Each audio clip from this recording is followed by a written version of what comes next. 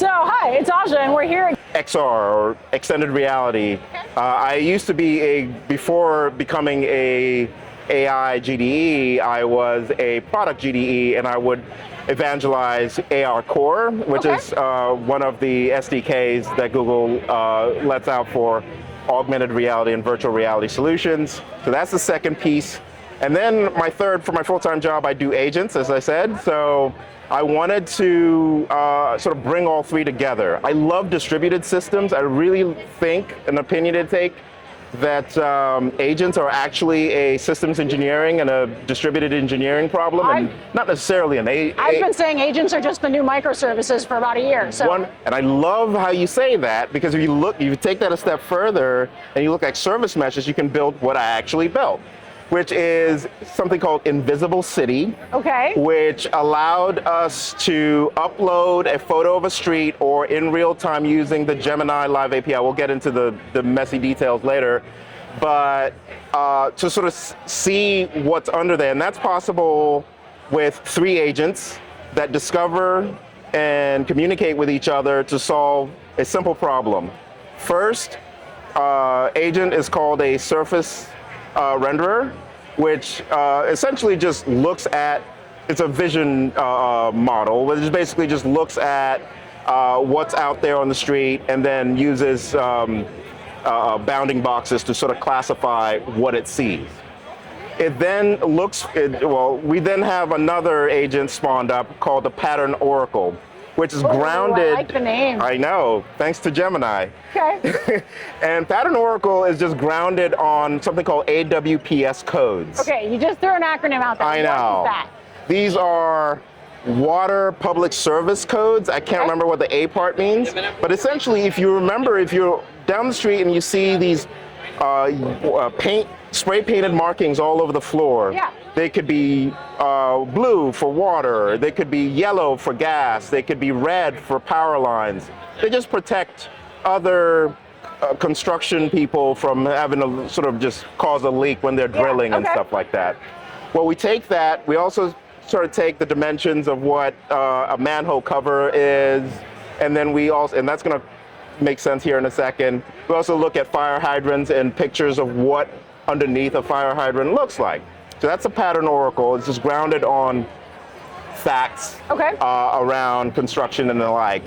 And of course, there's a third agent called a depth renderer. And I'll sort of tie this all together. The depth renderer is a nano banana agent, right? Okay. So it's an image, Gemini Flash image model that basically takes the inputs of the previous 2 models and then imagines what's underneath. So it renders 3 ways. It can either give you a transparent mode, which basically puts glass on top of the street. So it's like all of a sudden the street is glass and you can see what's underneath? What's underneath, okay, isn't that cool? That's so cool. There's an X-ray vision model, which isn't that cool, but it gives you it's like non-deterministic and it's not really prompted right. So it sometimes gives you an X-ray, sometimes it gives you like a futuristic,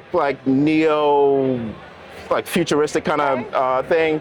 And then, of course, my favorite is the cutaway model, which basically just slices, and that's why we called it depth renderer, because it basically just gives you a look at what's underneath.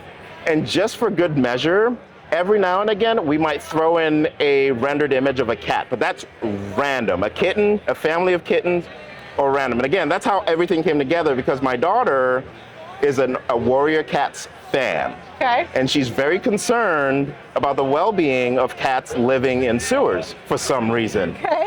And so we're able to bring agent-to-agent communication and how to evangelize what's possible with agents discovering and communicating with each other. We're able to show the power of Agent Development Kit. We're also able to sort of show, what it's like to use anti-gravity to actually not over-design, to keep an interface very lean and sort of stick to that. You said you said one of my favorite words, anti-gravity. Right. So you built this with anti-gravity. I built this with anti-gravity. I also built it with Claude. So Claude was my guide in helping me prompt and stick to certain roadmap items. It was always checking me on my assumptions. And then we both came together and we would sort of prompt in sprints, essentially, with anti-gravity. So you had anti-gravity generate the code? Of course. Yep. Awesome. So what was your experience with that? Like, how did it do with XR? I haven't actually talked to anyone who used anti-gravity for XR yet. It's insane. So we were using a flavor of XR called WebXR. Okay. Right? And this is before the 2.0 version with Android came out today. We heard that this morning, so right. Of course. Give me time. Yes. Until this evening. Yes. But WebXR has been emergent for maybe 12 years. It is not quite there, but I'm very XR pilled. Because the discovery issues with getting people to try your wares are, at least right now, easier with the web. And XR experiences are novel. So yes, I built the WebXR experience with anti-gravity. The thing that made it interesting or challenging was you can't really regex your way, or like using regular test-driven development, you can't really structure your way to the real world. With XR, we're anchoring digital artifacts onto the real world. And it's different from traditional native or traditional web development in that sense. And so what I ended up doing is sort of bastardizing TDD and BDD, behavioral driven development. So Gherkin, right? Tell me more. So, with Gherkin, it's more given, when, then, right? And the then is more the prompts and the backed by the prompts and the plan and a sort of a verification step with what we're used to when we're orchestrating agents to help us develop, right? So we've come a long way with anti-gravity and new ways of coding. There are 3 modes. There is the Artisan coding, is what I call it, which I tend to do just to keep my mind sharp. I was writing Lisp this morning, so yeah. Lisp, oh my God, that takes me way back. It does don't judge me. No, respect. So there's Artisan coding, there is vibe coding, there's the YOLO coding, which serves a purpose. I used to be product for years. And so now there's no such thing as a PRD or an ERD. It's just show me what you're trying to say. Show me the code. And vibe coding is great for that, right? It's great for And of course now there's orchestrating agents, right? And agent-driven development, or whatever you want to call. Agent pipelines and having different different agents with different specialized roles. And so anti-gravity has been really interesting, helping me to sort of understand how orchestrating agents work. I'm really excited to try out, sub-agents.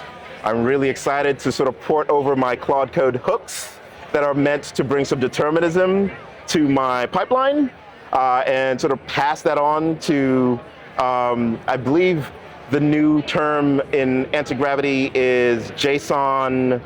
What is the callbacks? Oh, I forget. It's new today. We'll add that. We'll add that at the bottom. At the bottom of this.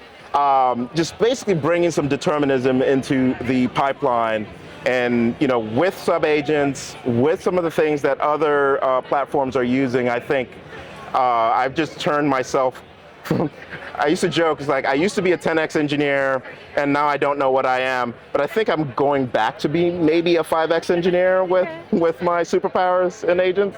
So one of the things I've been asking everyone who's built cool stuff like Invisible City, who's experimenting or actually using in prod agents and agentic workflows and multi-agent workflows and creating these systems, how do you get started? Like, I talked to so many people who are like, this seems cool.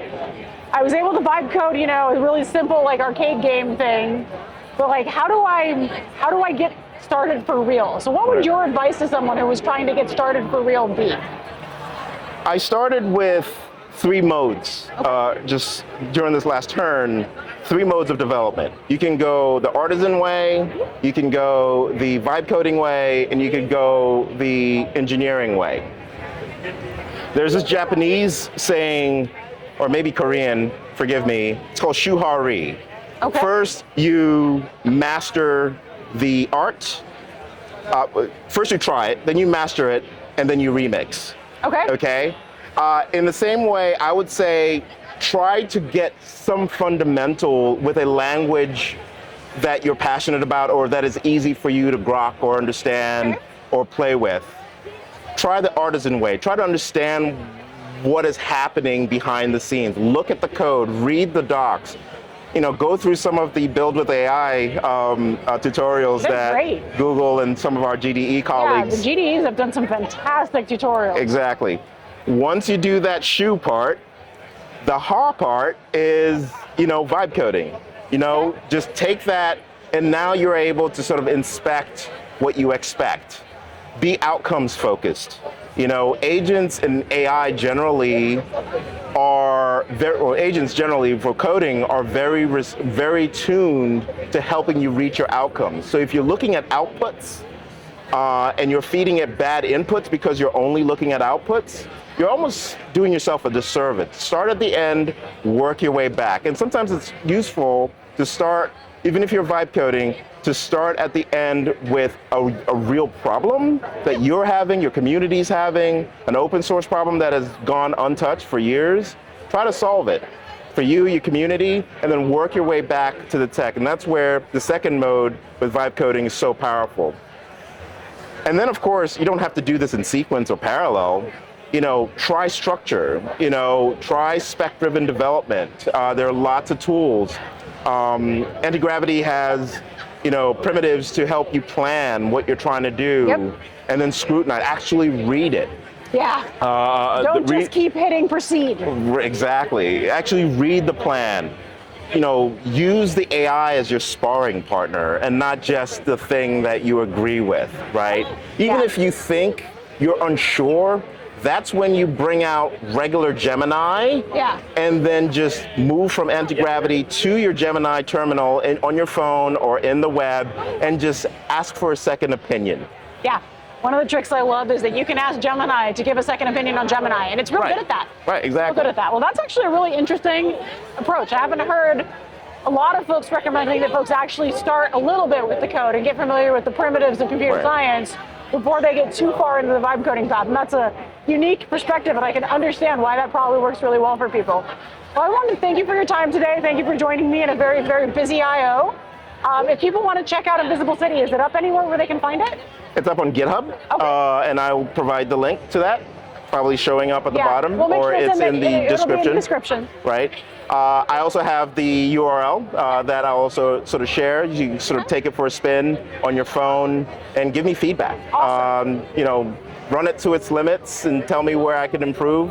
It's on GitHub, so please contribute to it as well. Pull request welcome. Well, Pull request welcome, yes. Thank you so much for your time today, Noble. It was lovely to chat. Thank you. Cheers.